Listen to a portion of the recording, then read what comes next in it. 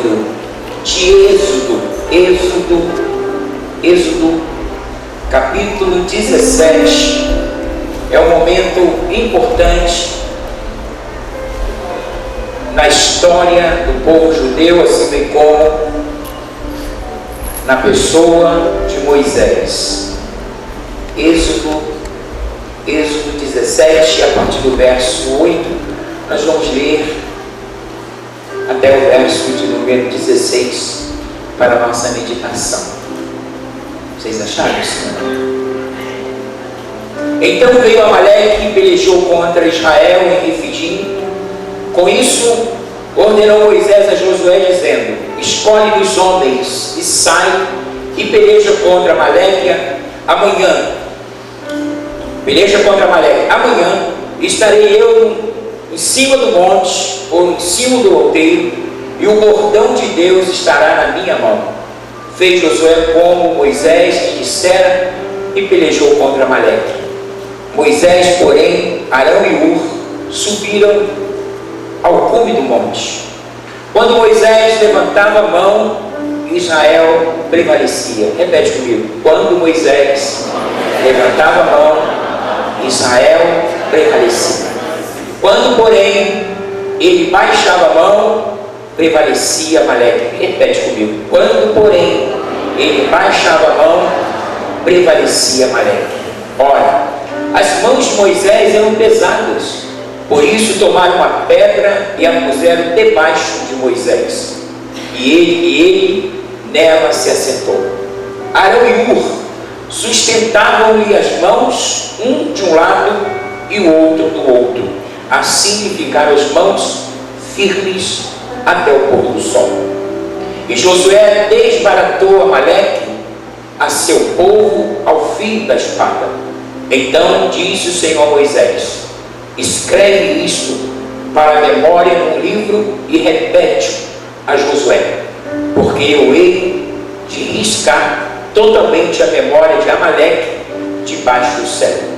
E Moisés edificou um altar e lhe chamou: o Senhor é a minha bandeira.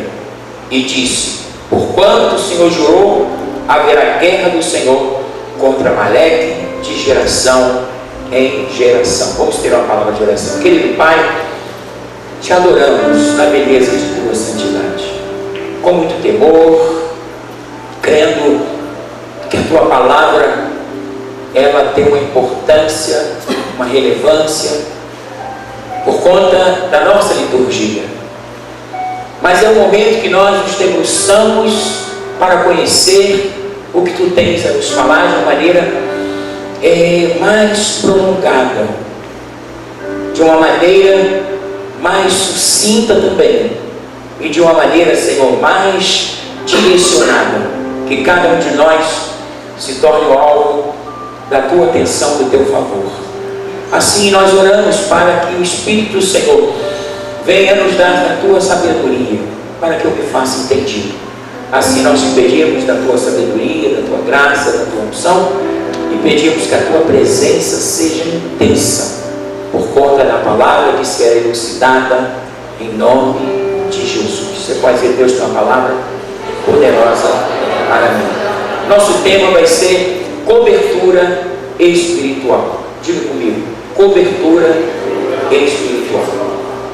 Nós temos aqui um texto onde Israel está vindo de uma grande celebração por conta de um grande livramento que Deus deu ao seu povo, provisionando ali água, e Israel estava celebrando uma grande vitória.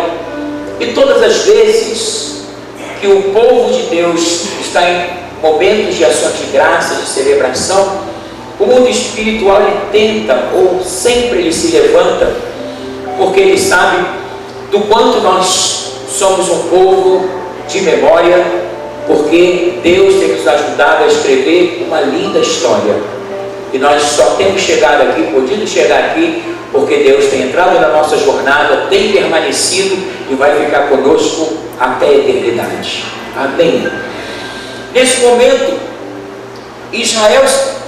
Moisés sabia do quanto os amalequitas era um povo mau, perverso, cruel. A ideologia dos amalequitas era erradicar a memória de Israel. E Deus conhecia a crueldade daquele povo, e Moisés, como um grande homem de Deus, como um homem sensível à voz de Deus, ele dá uma diretriz a Josué.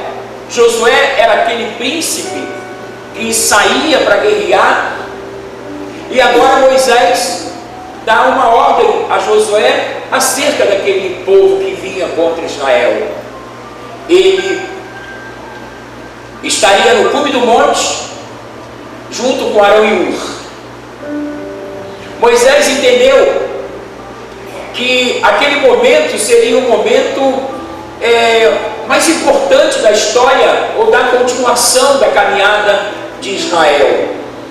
E agora Moisés entende que aquela vitória que o seu povo iria viver, a vitória não se daria exatamente no campo de batalha, mas sim numa retaguarda de oração. Diga: a minha vitória nem sempre está no campo de batalha, mas está nas minhas retaguardas de oração.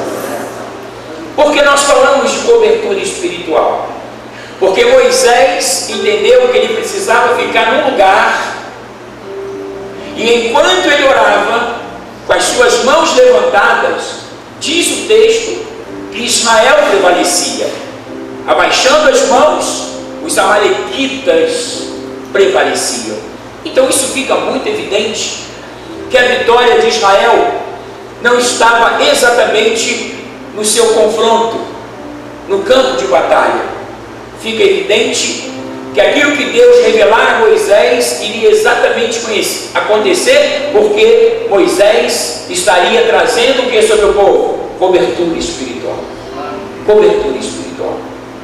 E quando nós falamos de cobertura espiritual, seja na antiga aliança, seja na nova, porque nesse feito, o povo judeu, povo de Deus, para receber das suas revelações e propagar os feitos de Deus, assim somos nós no Novo Testamento, assim somos nós no século 21. Todos nós que estamos aqui, só estamos porque amamos o Senhor e tememos a Deus. Talvez você ainda não seja nem evangélico, mas só pelo fato de você vir, você evidencia do quanto você precisa ouvir a voz de Deus e receber o cuidado de Deus. Vocês estão comigo? Então, naquele tempo, as pelejas se davam exatamente como a gente conhece: espada, cavaleiro, cavalo, né? E Israel não era o povo mais habilitado para a guerra, mas Israel, por não ser mais habilitado para a guerra, ele se tornava um povo mais dependente de Deus. Talvez você não seja a pessoa mais habilitada, mas quem sabe você é a pessoa mais dependente de Deus. Isso vai fazer toda a diferença. Amém? E nesse momento, assim como Israel, Deus me falou profundamente que a igreja é esse lugar de cobertura espiritual.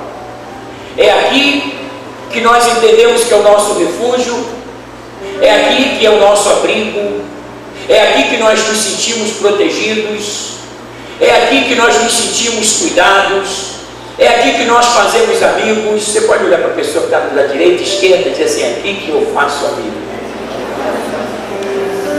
É aqui que a gente comunga de uma mesma visão, de um mesmo sentimento, de uma mesma busca. Um só Deus, um só Espírito, um só Senhor, uma só fé, um só batismo. Enfim, as coisas que nos unem, que nos aproximam, elas são muito mais fortes em relação às coisas que tentam nos separar. Aleluia! Então a igreja é essa cobertura espiritual. Quando a gente vem para a casa de Deus, a gente recebe exatamente esse tipo de sentimento. E também é sabido que a igreja, como lugar de cobertura espiritual, ela também é um lugar onde Deus constitui pastores. Onde estão os pastores?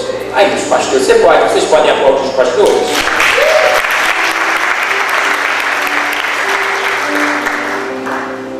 Deus constitui pastores.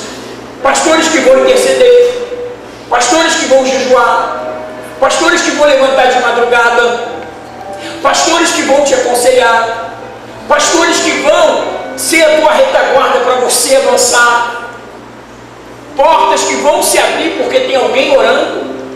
Se você entende como eu, que Deus está dizendo para nós que o sentimento do coração dele é que você tem uma cobertura espiritual para avançar, você pode estar certo que você vai avançar e nenhuma malequita vai se interpor, e se interpor, Deus vai fazer com que ele seja tirado, arrancado, e você vai continuar marchando, porque o nosso objetivo é chegar no céu são e salvo. Amém? Amém.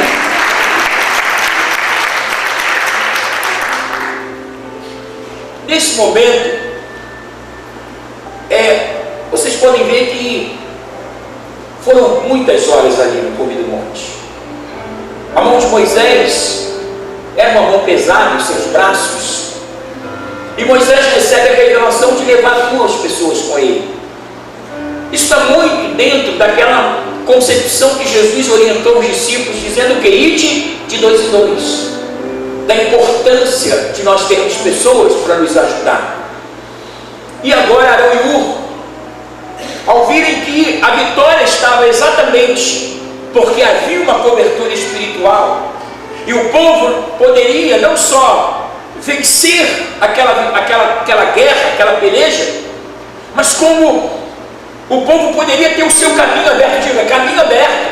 Diga, caminho aberto. Sem demônios, sem principados, sem potestades, sem embaraço, sem entrave, sem percalço. É um tempo para você avançar. Todas as vezes que Deus nos fala sobre cobertura espiritual, eu limpo que cobertura espiritual, dentro de uma visão espiritual, é a possibilidade para se avançar.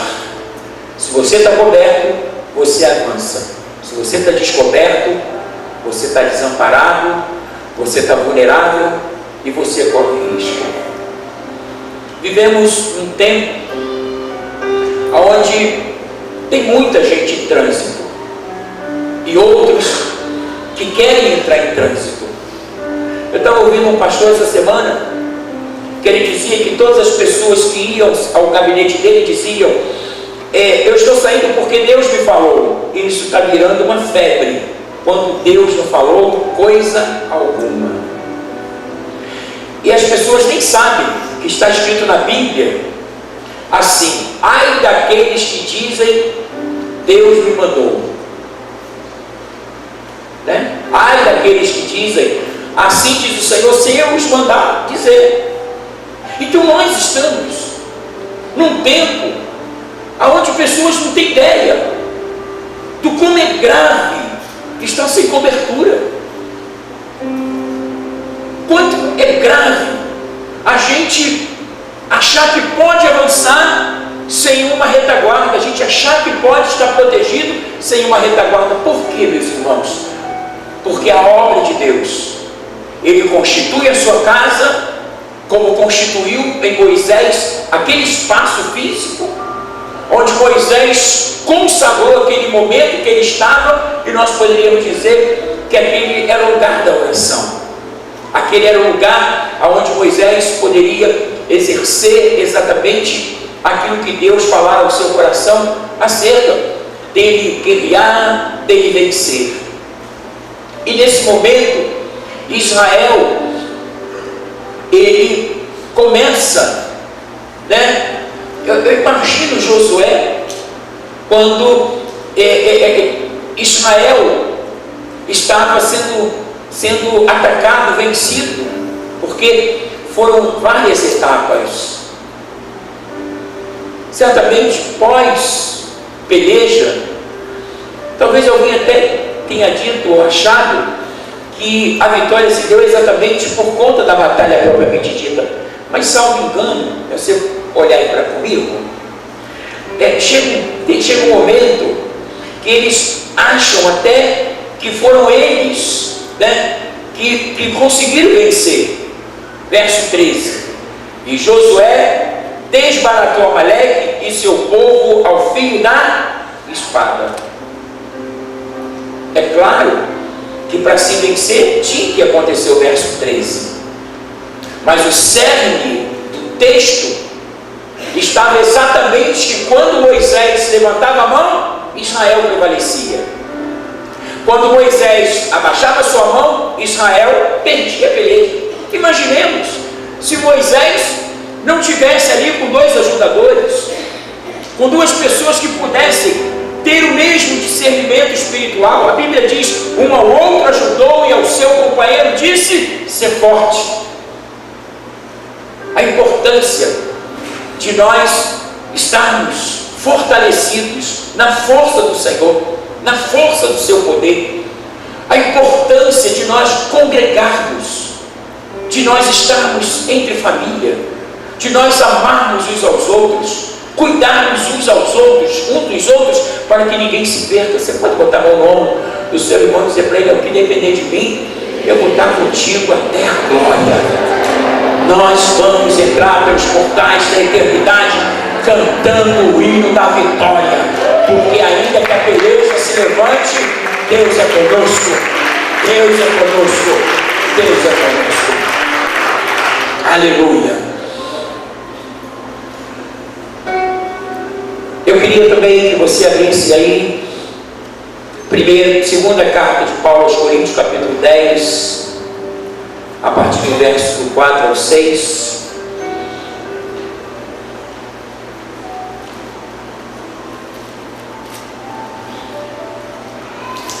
Repete isso comigo: ter compromisso significa também receber os benefícios desse compromisso.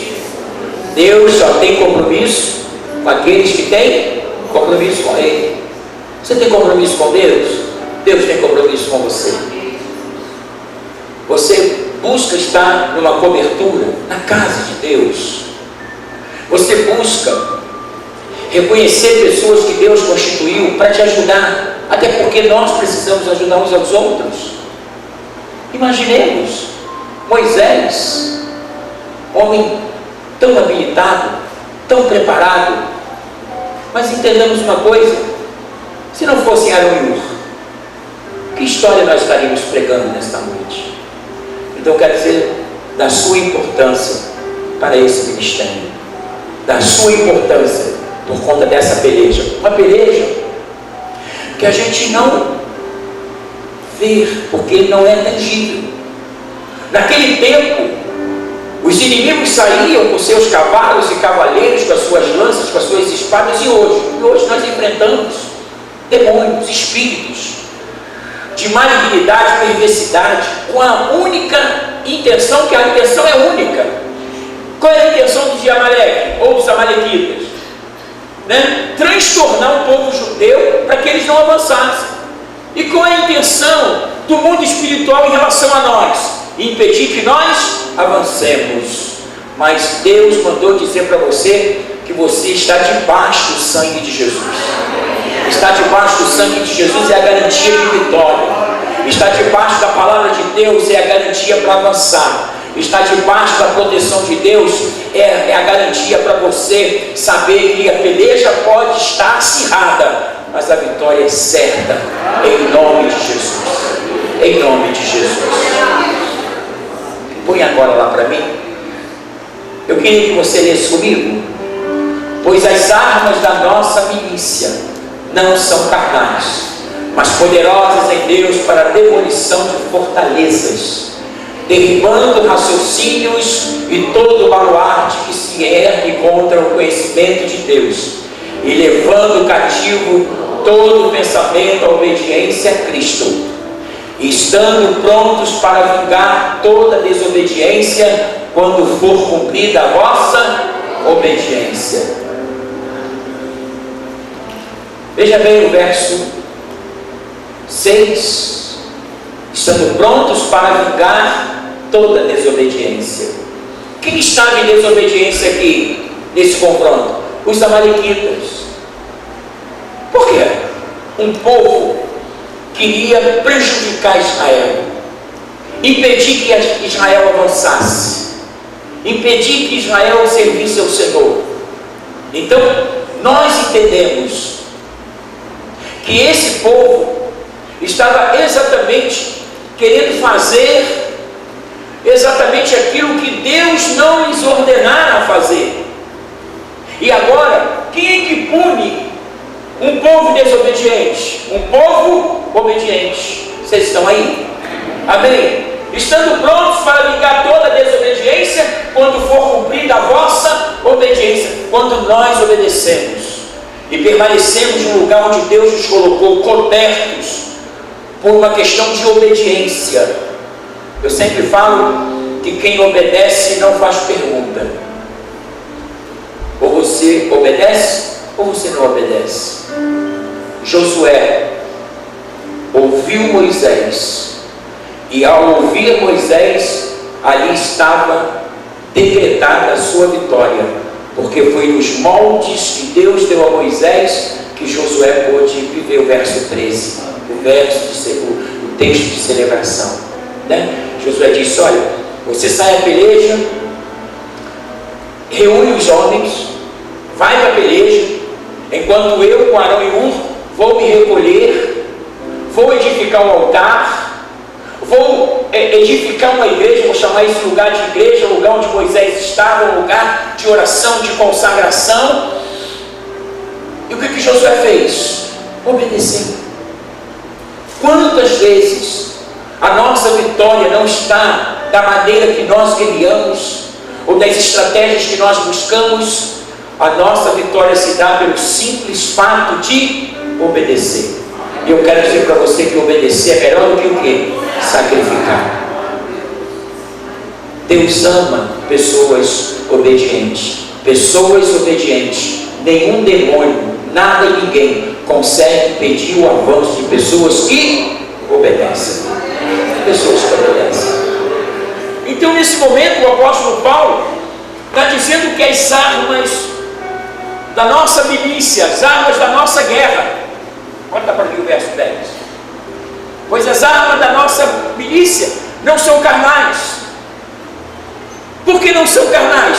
Porque nós não estamos vivendo as mesmas circunstâncias que Josué estava vivendo juntamente com Moisés. Seu inimigo era físico. Havia uma guerra literal. Havia carros e cavaleiros, homens habilitados, diante de um povo totalmente dependente de Deus e obediente. Mas os amalequitas não tinham ideia do quanto depender de Deus e obedecer nos trazem vitórias que a gente vai celebrar de geração em geração. Isso vai entrar para a história, e as nossas futuras gerações hão de escrever, de falar do quanto nós fomos vencedores, porque nós fizemos duas máximas, como assim fez Josué: ouvir e obedecer. Agora, para que nós possamos obedecer depois de ouvir, a gente precisa entender. Ouvir, entender para atender. Você e eu só vamos conseguir atender os detalhes quando fizermos isso. Mas vamos voltar para Paulo. Ele está dizendo: a arma da tua guerra não deve ser carnal. As armas nossas não podem ser carnais, porque os nossos inimigos, eles vêm em que esfera? Espiritual, invisível, que muitas das vezes, ou quase sempre, a gente, para poder enxergar, a gente não conseguirá enxergar com os olhos físicos. Nós iremos enxergar com os olhos espirituais, porque a Bíblia diz que o homem espiritual discerne bem todas as coisas. Então, nesse momento, o apóstolo Paulo está dizendo: olha, a nossa guerra não é como era no Antigo Testamento. A nossa guerra está num outro patamar, numa nova dimensão, de um contexto totalmente espiritual. 4 verso 11. Aliás, volta lá o 10, porque a parte B diz assim: pois as armas da nossa guerra não são carnais, mas poderosas em Deus para a demolição de que, irmãos? De fortalezas. O que são fortalezas? São impedimentos para que nós sejamos inviabilizados de avançar.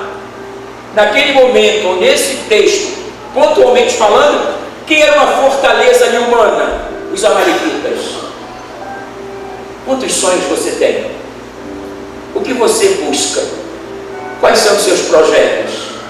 Quantas vezes você quis colocar em prática e você se sentiu impossibilitado de avançar? De avançar por quê? Porque existiam talvez fortalezas que te fizeram retroceder, que te fizeram desistir, ou algumas vezes te fizeram abortar um sonho que Deus tinha para você. Como nós vamos enxergar que essas fortalezas, elas se colocam diante de nós, a gente não enxerga, e a gente muitas das vezes deixa de viver coisas que Deus tinha para nós, com certeza, por conta dessa revelação de Paulo. Agora o verso 11, olha o que ele diz. O verso 11, foi para mim. Considere o tal disto que, quais somos, falar por cartas, estando ausente, tais seremos também no fazer, estando presentes. Não, é 5, verso 5. Eu falei, meu Deus, tem alguma coisa errada. É o verso seguinte. Isso, perdoe-me, irmão. Olha só, derribando raciocínios e todo o baluarte que se ergue contra o conhecimento de Deus, são fortalezas. A gente precisa fazer com essas fortalezas como Moisés fez com os amalequitas. Elas foram o quê? Destronadas. Elas foram o quê? Removidas. Você veio num ponto profético. Você está debaixo de uma nuvem de glória. Você está debaixo de uma revelação de Deus. Você está debaixo de uma revelação que vai te garantir um crescimento pelos próximos 10 anos e vai fazer coisas que você não tem ideia que Deus está fazendo, porque a tua guerra não é contra carne e sangue, mas contra príncipes e principados, e Deus já liberou uma palavra de vitória. E a palavra de vitória já foi dada a nós, meu irmão.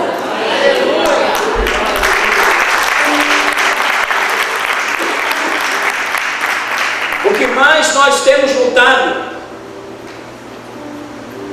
nesses últimos anos é a ideologia de gênero, derribando raciocínios. Uma sociedade comprometida com a promiscuidade, com o pecado, querendo embaraçar nossas crianças, querendo ensinar as nossas crianças como fazer sexo, ensinando-as sobretudo o sexo de homem, menino com menino e menina com menina. O que Paulo está dizendo? Essa carta foi escrita há quantos mil anos? Há 2000 anos atrás. Olha o que Paulo diz: derribando raciocínios e todo o baluarte se ergue contra o conhecimento de Deus, levando cativo todo o pensamento aonde? A obediência de Cristo. Não se deixar moldar pelas concupiscências desse século. Não se permitir que a sua casa seja levada cativa por ideologia, por facilidades, por propostas indecentes. Porque nós já entendemos nesta noite que nós não precisamos de articulação. A gente só precisa obedecer. Obedecer. Você não precisa articular, você não precisa ser político, você não precisa ter jogo de cintura, você não precisa, como diz alguns, empurrar com a barriga. Não precisa fazer nada disso. Isso que aborrece o diabo. Quando você vem e prega, você quer vencer? Obedece. E Deus te fará prosperar na terra dos homens. Deus fará você ganhar espaço, Ele vai alargar o lugar da tua habitação, vai firmar bem as suas estacas, porque assim diz o Senhor, você vai transportar para a direita, para a esquerda, porque os amalequitas, esses demônios serão derrotados na grande batalha que já começou. Nós poderíamos chamar essa batalha de batalha santa. Por que santa? Porque não foi Josué que venceu, mas Deus guerreou por Josué, e assim a batalha veio hoje, a vitória veio sobre o seu povo. Eu quero dizer para você que Deus tem grandes vitórias para a sua casa, Deus tem grandes vitórias para a sua descendência, e é algo que Deus começou na sua vida que é grandioso. Deus não vai descansar enquanto você não consolidar isso que você vem buscando. Cuidado com as persuasões, cuidado com a maneira sutil de pessoas tentarem trazer raciocínio que nós vamos chamar de até raciocínios lógicos. E a tendência nossa, se tratando de raciocínio lógico, é a gente fazer absorção, absorver. Mas ei, não havia lógica quando Deus fez Josué entender que, embora ele fosse para a peleja, a vitória não se daria no campo de batalha, e que a vitória estaria na cobertura espiritual, na retaguarda. Deus está dizendo para você, e talvez pode parecer humanamente falando ilógico, mas a tua vitória vai se dar exatamente na sua retaguarda de dependência, de obediência, de busca, aonde você deverá firmar os seus pés, entendendo que é Deus que dá a última palavra.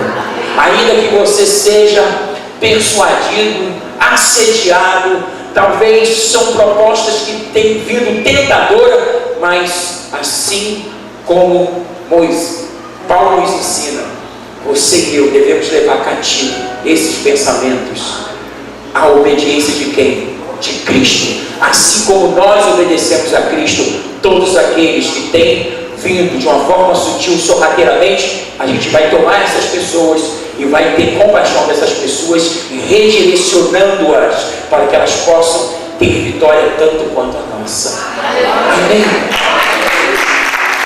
Verso 6 para a gente fechar. Estando prontos para vingar toda desobediência, quando for cumprida a vossa obediência. Por que de cobertura espiritual? Porque há um link. Não há cobertura espiritual se não houver obediência. Não há cobertura espiritual se não houver dependência. Não há forma de nós avançarmos se nós não recebermos de Deus as estratégias que Deus tem para nós. O Senhor te ama, meu irmão. Talvez você esteja aqui conosco, Deus te trouxe e você vinha buscando ouvir uma palavra.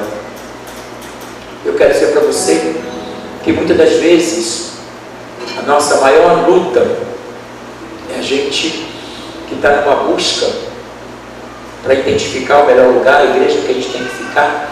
O mundo espiritual não quer que a gente, que a gente fique debaixo de uma cobertura.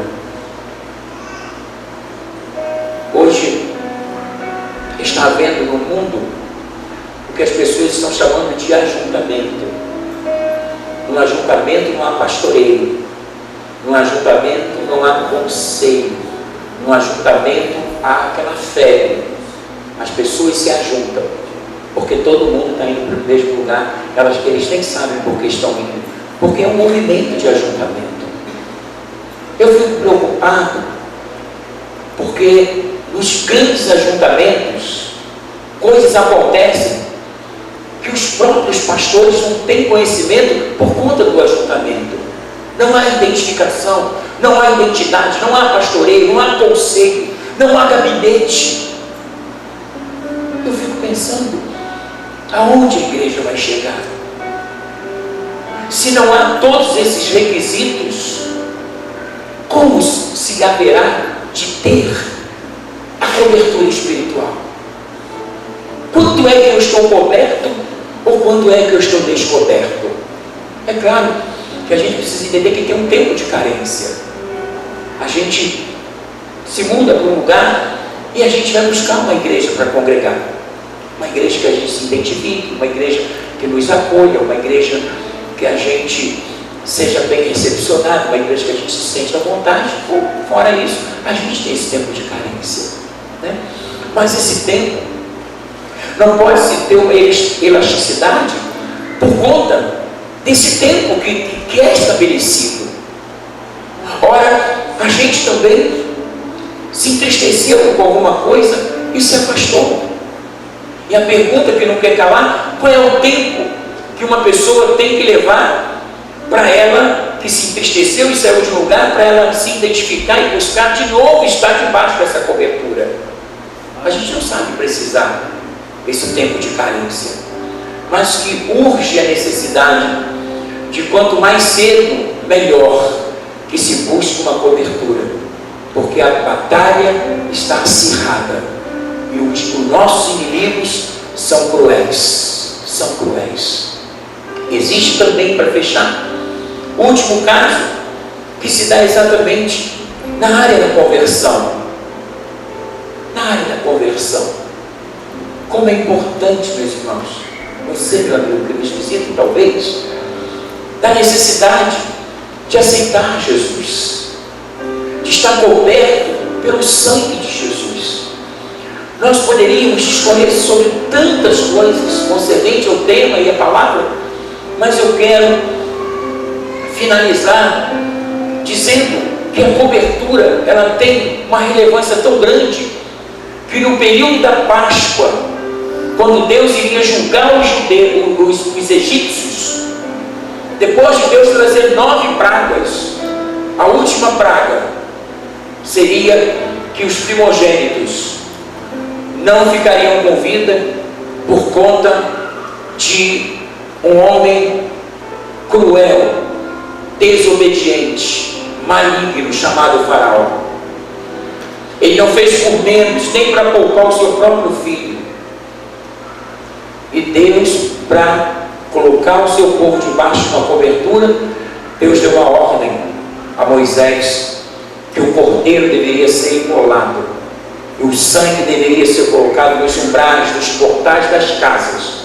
E quando aquele espírito de morte entrasse pelo Egito, diz o texto, no lugar que ele vir o sangue, ele precisa saltar, ele tem que saltar. Sabe por quê? Porque aquela casa estava coberta, espiritualmente falando. A morte, os demônios sabem quando o homem está debaixo de uma cobertura espiritual. Quando você está coberto, ninguém te toca. Quando você está debaixo do poder de Deus, ninguém te toca. O diabo pode até tentar se levantar, mas ele não vai prevalecer, porque a vitória é nossa pelo sangue de Jesus. Vamos ficar de pé e a gente vai encerrar. Vou chamar a Marine para vir me ajudar a cantar.